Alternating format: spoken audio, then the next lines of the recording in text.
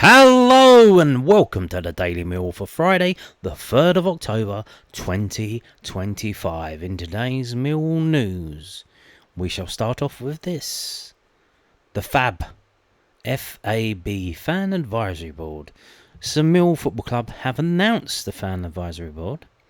It's the first ever Fan Advisory Board members, and they've announced them today. So Millwall Football Club is proud, he makes me so proud, to announce the appointment of its inaugural Fan Advisory Board, FAB. They even call it the FAB. They call it the FAB. Marking a significant step toward strengthening the voice of supporters in the decision-making process at the club. You sure about that? Following an overwhelming response of over 100 applications, a working group carefully reviewed submissions and shortlisted 14 candidates for interview. From this process, 6 individual representatives have been selected to join the board, alongside the Lions Trust and the Millwall Supporters Club, representatives nominated by their own committee. So, again, if you haven't been keeping up with all of this stuff, it was 2 days ago that Millwall Supporters Club announced that literally everybody on their committee was resigning. And they say, I don't have the time anymore, and all of this stuff. And you go, what, all of you at the same time? And now we know what the real reason was, because their little, benefit. So what used to happen is Millwall Supporters Club would go to the club, go to the den, and meet with the board member, Kavanagh or Fairbrother, and maybe some other people, and they would have a meeting just themselves, and it would be just them. And it would be maybe like 2 or 3 or 4 people from the MSC would go and do that, and it was their thing. So their thing has been taken away from them, and they have to share it. So they've all spit the dummy out and resigned. Which is, I'm speculating, but this is my view. This is my opinion. Because they've all been replaced at the same time, which is kind of weird. And now, only one of them, which you assume is, I think that's the new chairman guy, or whatever, the main man. Someone from the Lions Trust, and then these other people, who I think I may have heard of some of them. I thought that Stuart Hill was the guy who used to be the chairman, but no, that's Stuart Till. Peter Ramage, surely not the former Newcastle United footballer. Surely that's not him. Danny O'Callaghan, I assume that is the Danny O'Callaghan, who is I think it's the brother of Leo Callaghan, the soldier who you may see the memorial bench outside the den. That's to memorialise his death in, I believe, Basra. During the Iraq War, so I assume that's his brother. Some of these others, I think I've heard of. Terry Lindsay, I think I've heard of him, but yeah. So here we go. So the FAB has been established to ensure that supporters' perspectives are embedded at the heart of the club. The FAB will meet 4 times in a full season with senior club officials present to provide insight, feedback and guidance on key issues impacting both the matchday experience and the long-term growth of the club. Summaries of each meeting will be published on the club's new Fan Advisory Board webpage. Now, is that... So, webpage, not website. So, there's going to be a section on here, over here, about the FAB, one assumes. With contact details for the Millwall Fan Advisory Board to share your own feedback will be confirmed in due course, which you would assume would be, it's got to be on the internet, no? Social media. I mean, be kind of weird, if you would send letters to the den for the Fan Advisory Board. I don't know about that. The club would like to place on record its thanks to every candidate who applied for a position on the board, and also extend its gratitude to the working group and interview panel for their efforts throughout the process. A new board will meet informally in the coming weeks, whereby they will nominate who will be in a position as the fan chair for the FAB. The first formal meeting will take place on Thursday, the 30th of October 2025. So at the end of the month, marking the beginning of a new era of collaboration between the club and its fan base. So again, I don't know if this is something to do with this new thing that's coming in, the regulator or whatever it's called, the Ofcom of football, which in my opinion is going to absolutely fuck football over. So I don't know if it's part of the new rules that we have to do this. Because from what I understand, Millwall Supporters Club was created by Millwall. It was a part of Millwall, was funded by the fans through the membership cards and the season tickets. £1 of each would go to them. And then the club decided to cut them adrift and put them at arm's length. And now they've usurped them and created a separate thing altogether, which they have selected the people on it.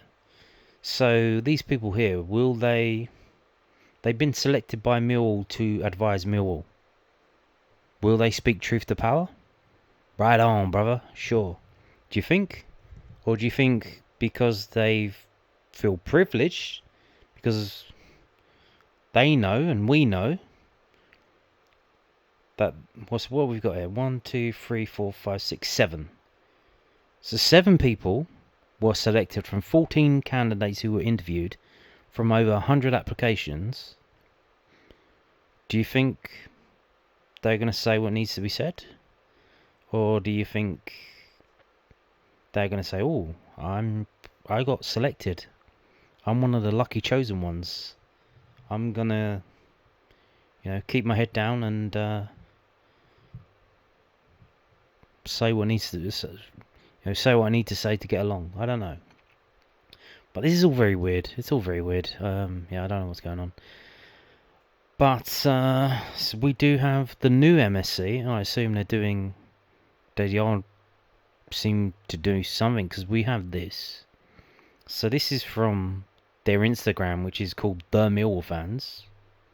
How presumptuous. But this is Millwall Supporters Club. You can get to this if you go to the Millwall Supporters Club website and click on the Instagram icon. It goes to this. They are having the managing director, Mark Fairbrother, join them at tomorrow's game from 1 o'clock at their little stall that they have in the fan zone, where they sell their badges and stuff.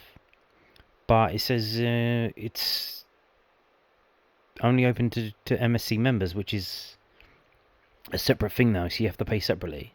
So I'm sure very few of you are watching this are MSC members. So you won't be able to talk to him or ask him a question. Interesting, but he's going to be there.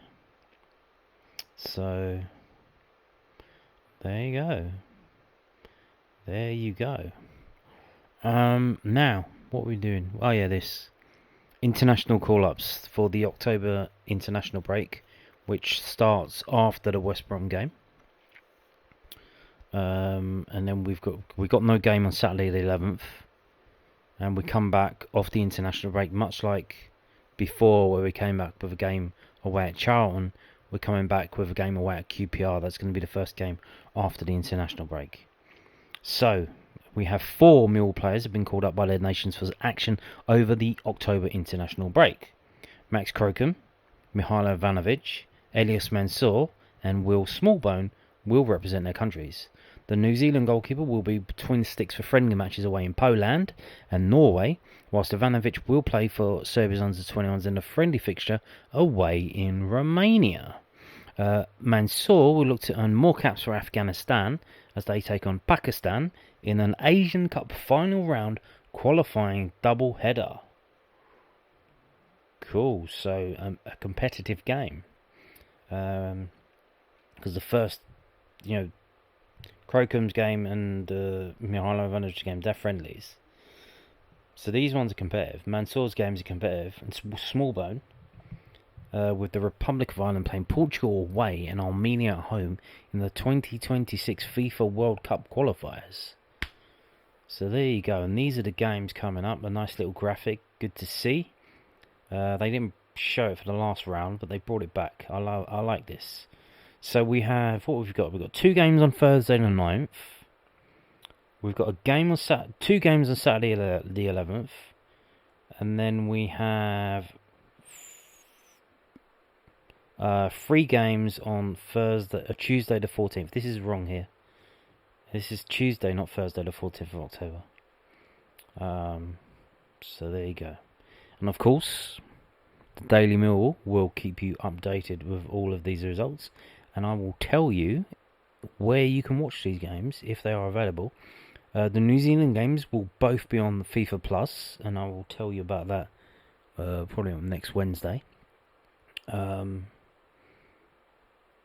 Afghanistan games, not too sure about that. They may be on the AFC YouTube channel, because they have been showing the AFC Champions League games on the AFC YouTube channel. So that may be on there. It might not be. Don't know. And the Republic of Ireland, I think their games are on like something like Amazon or something like that. Which is annoying, because I don't have Amazon. And I'm not going to get it either, so there you go. So this is coming up next week. Now, we have another loaned out player to keep an eye on. Obviously, at the moment, we've got Alfred Massey out on loan at Wealdstone, although he's currently injured. He's missed 2 games so far. So I don't think he's going to be back tomorrow, but we shall see. We've also got Adam Mayer out on loan at Cambridge United. So far scored a couple of goals, which, you know, he is Mill's joint top scorer with Camille Negley. They've both scored 2 goals. So that's fun. And we now have joining them George Evans. He has gone out on a youth loan to Hartlepool United, who are in the National League. They were a league team, they're now in the National League. They signed George Evans on loan after Harvey Cartwright injury blow. And this is from the non-league footballpaper.com. Do you remember that? Do you remember the papers? Hartlepool United have signed goalkeeper George Evans on loan from Championship side Millwall after losing Harvey Cartwright to a long-term injury. And one assumes that that's him there, but I'm not too sure. Yeah, maybe it is.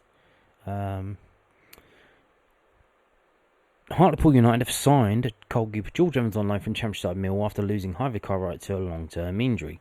Cartwright, who was also on loan from fellow EFL side Hull City, picked up the setback in Wednesday's game 3-1 defeat against Carlisle United and has returned to his parent club to continue his recovery. Evans, 20, made 4 appearances for Millwall last season and also gained National League experience with Sutton United. He's in line to make his Pools debut against York City this Saturday, which is a 12:30 kickoff, so tomorrow morning, 12:30. I don't know if that's because it's going to be on TV, on the Zone, or because this is is that really a Yorkshire derby? Hartlepool isn't in Yorkshire, is it? It used to be, probably, but not anymore, I don't know. But it is 12:30 kickoff. Yep. Now, new signing George Evans said, it's been a busy 24 hours. You know, yesterday morning I heard there could be a chance, and then it moved on swiftly with help from both clubs coming together and putting everything in place. I'll be trying my best to help those around me and build bonds with players and staff to get a better understanding, to get the best out of myself and the team. And I can't wait to get out there tomorrow. You know, it'll be a good game against tough opposition, and the team are ready to give it everything. And the manager of Hartlepool is Simon Grayson. Remember him, the former Leeds manager? He's now managing Hartlepool. We're grateful to Millwall for allowing George to come here. He was very keen to come here, which helps. You know, playing games in the Championship is a fantastic pedigree to have, and we got straight on the phone to him. He couldn't wait to get here. You know, a really good kid and a good goalkeeper. It's a youth loan. It's a youth loan, which is a 28-day loan, which you can do outside the transfer window because it's basically like work experience. So this is the agreement that any under 21 player can go out on the youth loan, but it's 28 days, but you can keep renewing it. So 28 days, and then I guess in 28 days they'll either renew it or they won't. So hopefully, you know, good luck to him. You know, this is his level. He was at Sutton United before, and he did play games for them in this division, and he did okay. So you know, we hope that he shines and plays very well. Although it's going to be very windy tomorrow. It's going to be very windy, and yeah. So, moving on to this. Apparently, there's an half term coming up again. Another one again. Have a spooktacular time. You see what they did there on Millwall's Junior Lions Halloween tour. And you have a Frankenstein Zampa the Lion and a Witch Bellina the Lion. Nice. Very, very creative there. Very creative. I like it. And this is from millwallfc.co.uk, the club's official website. Millwall Football Club's 2025 Junior Lions Halloween Stadium Tours are now on sale! ! Taking place from 1:30 p.m. on Tuesday the 28th and Thursday the 30th of October. Junior Lions are encouraged to dress up for the spooky occasions, with the best dressed winning a prize. The event will include a fully guided Halloween themed tour, as well as fun activities, sweets and prizes. So they put on two, so they, because there's a lot of demand for these, because for what you get, the price is very good price. Very well priced. You get a lot of value out of it. It doesn't take that long. I think it's like a 45 minute, maybe an hour, but it's very cheap. It's £10 for an adult and £8 for under 16s. But you don't buy a ticket if you don't have a kid with you. That's just weird. Don't do that. The guided tour will stop at various different locations in the stadium, such as the director's box, the press area, and the Paul Jiggins Media Suite. The tour is rounded off by taking a player's walk from the dressing rooms through the tunnel and out to the dugouts. The experience cannot end without making sure you grab a picture next to Alex Neil's seat. Tickets are priced at £10 for adults and £8 for under 16s. And if you want to buy a ticket, probably get on that sooner rather than later. I know it is 3 weeks away, but they do sell out. If you're interested, sooner rather than later. Can I just mention while we're here, the use of the apostrophe to indicate a plural. Right. So I've noticed this on the Millwall Football Club website stories over the past week or so. So it says here, the tour is rounded off by taking the players' walk. That little apostrophe would mean that this should be said, the tour is rounded off by taking the players' walk. You do not put an apostrophe there. That's not how that works. You just put players. Apostrophes are to indicate plural. So yeah. You don't need to do that because players is already plural. You don't need to add the S. And again, I believe Alex, I think that's wrong as well. Alex Neil's seat. It's just, there's no apostrophe there. Alex Neil is seat. Neil is seat. That's what the apostrophe means. So, if you could maybe ask Grok about that. Check with Grok, I don't know. Or chat BBT. Chat BBC, I don't know. I believe that's wrong, but, me English, not too good. Now, talking of Junior Lions, here we go. This is from millwfc.co.uk. Well, the matchday mascots for the West Brom game tomorrow. Introducing Millwall Football Club's matchday mascots ahead of Saturday's Sky Bet Championship visit of West Bromwich Albion. First up is Harry Batrick. Saturday's Junior Lions mascot is Harry Batrick. Harry's favourite player is Billy Mitchell. And then we have Mason Morrell. He's 9 years old and loves everything football. He trains and plays matches for his local team every weekend. He enjoys going to Millwall games and takes every chance he can to meet the players. His favourite Millwall player is Femi Aziz, and he's predicting a 2-1 win for the Lions. Freddie French. 13-year-old Freddie French loves playing football and PlayStation. His favourite Millwall player is Camille Negley, and he's backing the Lions to win 2-1. Next up is Parker French. He's 8 years old, enjoys playing football and PlayStation. Jake Cooper is his favourite Millwall player, and he also predicts a 2-1 victory for Millwall. Max Daniels. He's only 6 years old and he loves football and karate. His favourite Millwall player is also Jake Cooper, while he believes it will be a 3-1 win for the Lions. Next up is Kieran Found. Kieran is 8 years old and enjoys swimming and trampolining. Kieran gives another vote to Jake Cooper for his favourite player, and he's predicting a 2-1 win for Millwall this weekend. And then we have Amelia Found. She's 6 years old and loves dancing and playing tennis.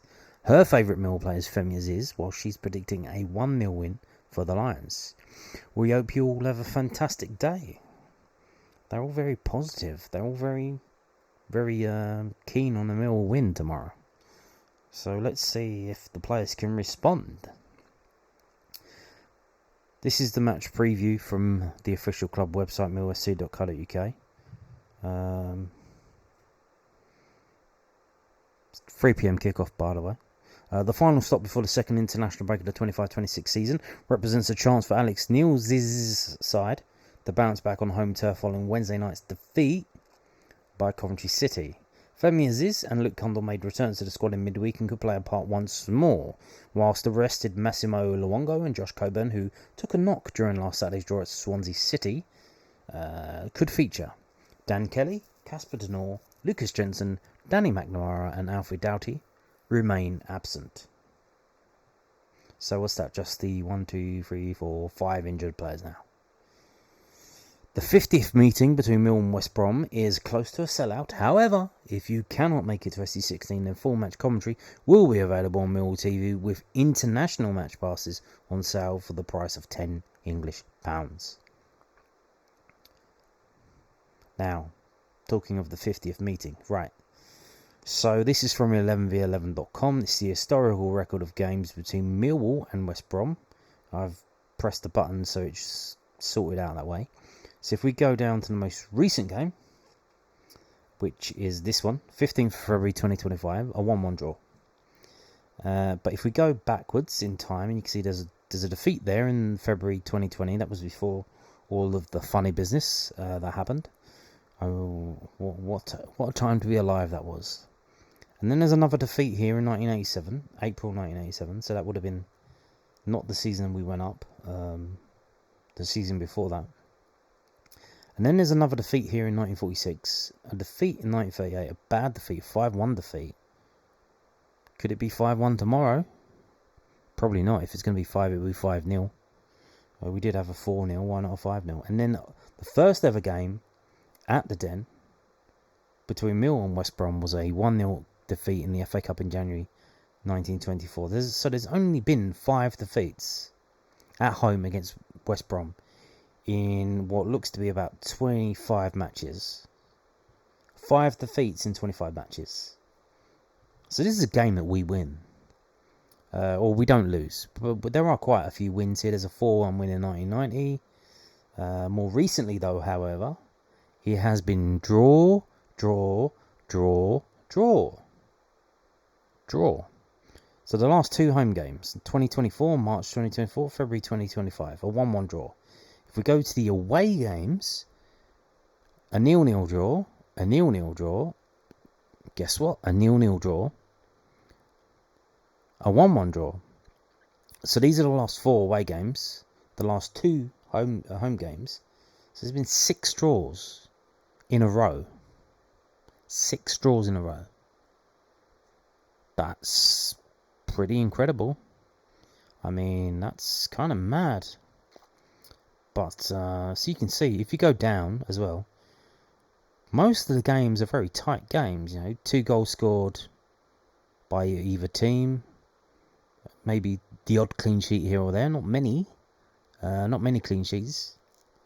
But, you know, there are some outliers. A 5-1 defeat there. 4-1 victory here. But, you know, 2-1, 2-2, 2-1, 1-0, 1-1, 2-0, 2-0. 0-2. There's not a lot of goals in it. I think what's the betting thing now? Under 2.5 goals. So it looks like definitely under 2.5 goals. So let's get onto this, which is from EFL.com, and it's the match facts, the pre-match stat pack that they've been doing all season. This is from Opta, and it's to help the commentators and people get some stats that they can add in for a bit of colour in their commentaries. So, each of the last 5 league games between Millwall and West Brom have finished in draws, with both at the New Den finishing 1-1. Yeah, we're just showing you that. Since September 1987, West Brom have won just one of their 13 away league games against Millwall, and they've drawn 4 and lost 8. A 2-0 victory in February 2020. Yeah, I told you about that. So in the last 13 games at the Den between Millwall and West Brom, it has been 8 wins for Millwall, 4 draws and 1 defeat. The last 5 league meetings between Millwall and West Brom have seen a total of just 4 goals scored, 2 for each team, although all 4 of those have been scored in games at the Den. Yeah, because of all the 0-0s that I showed you. West Brom are unbeaten in their last 5 away games against London-based sides in the Championship, so this is more recent, after losing 5 in a row beforehand. So the last 10 away games for West Brom in London, the previous 5 they lost all 5 in a row, and then the most recent 5 they haven't lost any, they've won 2 and drawn 3. West Brom are the opponent that Alex Neil has faced the most times as a manager in the Championship without ever winning. 7 games. Obviously this would have been for Preston and Stoke. And I guess what we played them in February, so 1 game that we played them. And he's drawn 1 and lost 6, so he's only drawn once against them. So that's rather unsettling. So let's move on to this. This is from whoscored.com. So as you can see, the last 6 matches at the Den, there's been 2 red cards for West Brom in 2 different games, 2022 and 2019. Millwall have won 3, drawn 2 and lost 1. We have kept 2 clean sheets, they've kept 1 clean sheet. We've scored 8 goals in those 6 games, they've scored 5, and the yellow cards are much of a muchness, 9 and 11. This is the table at the moment, but they're 4th and we're 12th, but it's a 3-point gap, and that's because the table is too soon to look at the table, because the only difference is they've won 1 more game than us and lost 1 less game. Although in terms of goals scored and goals conceded, they don't seem to be doing a lot of that. They've scored 9 goals and conceded 7 in the 8 games, so that's not a lot.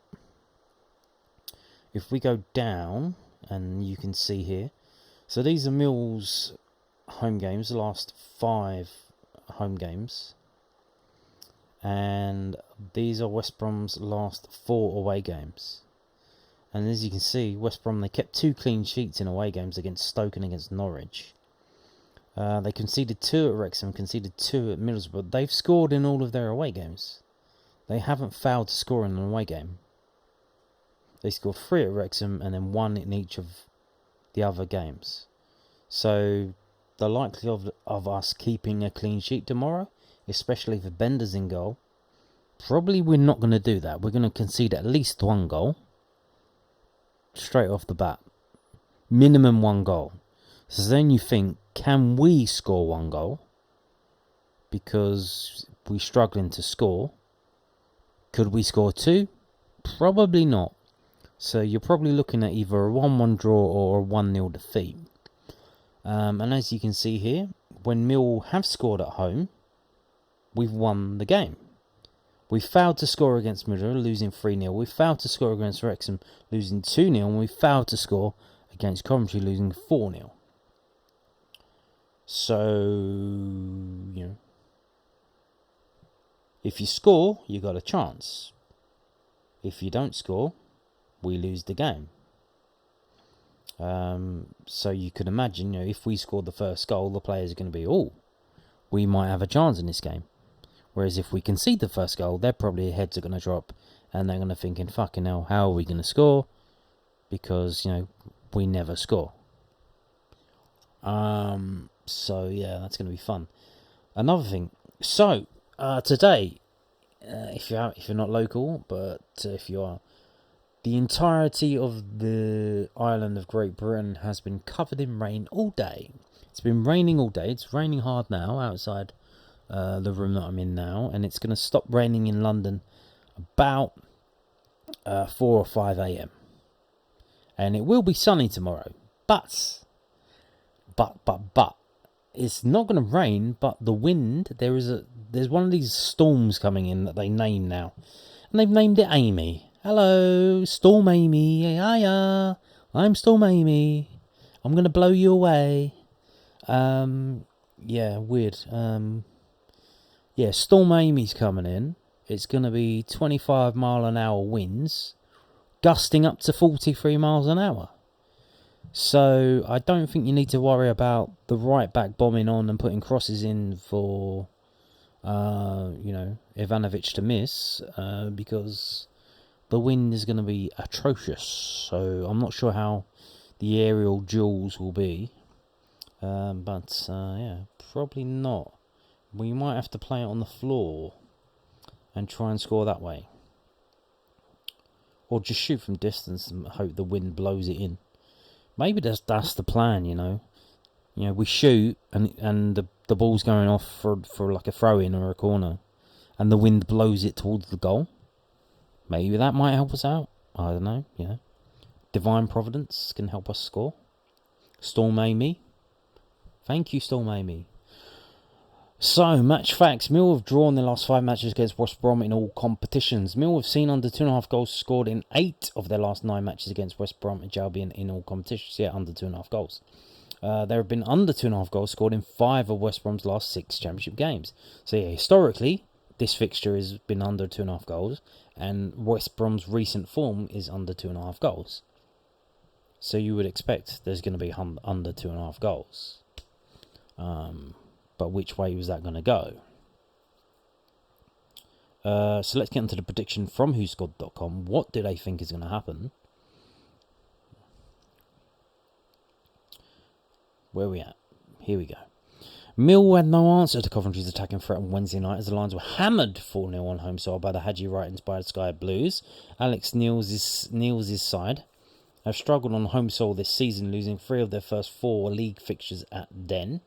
Josh Madger's 20th minute strike was all that separated West Brom and Norwich at the full-time whistle on Wednesday night as the Baggies departed Norwich with all 3 points in their possession. Ryan Mason's side were winless in 3 prior to that result, but have now climbed to 4th in the Championship standings. And they reckon it's going to be Millwall 0, West Brom and Albion 1. Okay. So moving on to this, from sportsmole.co.uk, they do a lovely write-up, but I'm not inclined to read it at the moment. It's very late. Got in late tonight, filming the video late. And they say, Millwall 1, West Bromwich Albion 1. West Brom had to work extremely hard in the second half at Norwich to keep the hosts at bay, and that could impact the Baggies' energy levels at the Den this weekend. Millwall cannot afford another humiliating home defeat after the Coventry disaster, with the Lions good enough to collect a point this time round. So it looks like West Brom seem to be doing the old let's go 1-0 up and then defend for our lives strategy, which, against us, they might come out with the points if they try to do that against us, because we'll probably have about 30 shots and only 2 on target. Here's the thing. Like I said, the weather's going to be shit. But at least it's going to be dry. Although the ground's probably going to still be wet. Again, this fixture loves a draw. Here's the thing. Alex Neil. What side is he going to pick? I don't think Alex Neil's going to be bullied by the fans to make the changes that the fans are calling for. I don't think he's going to. I don't think he's going to be doing that. I don't think we're probably not going to see Crocombe going. Well, you might pull the plug on him because you'll probably be justified with the display that Bender put in to maybe make the change. And you're not going to put his nose out of joint because Bender, Jensen's coming back soon anyway. So you would imagine Bender's off in January anyway. So It is what it is. It is what it is. I don't think he'll start RBW. He might bring him off the bench this time around. So we'll see about that. But I don't think he's going to be. He's not going to be swayed by the fans' forthright opinions about who should and who shouldn't be playing. So we'll see what he does. Will he change the formation to a 5-3-2 or whatever? What was it before? The 3-4-2-1? Was it Christmas tree? Something like that. I don't know. Will he change it to that? I don't know, but we'll see.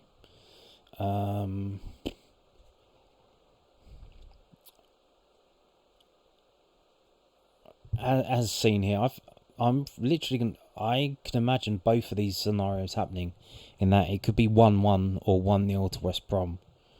I'm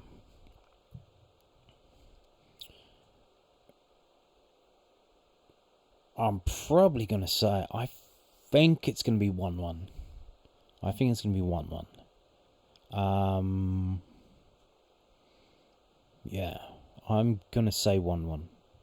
And on that note, thank you for watching, and goodbye.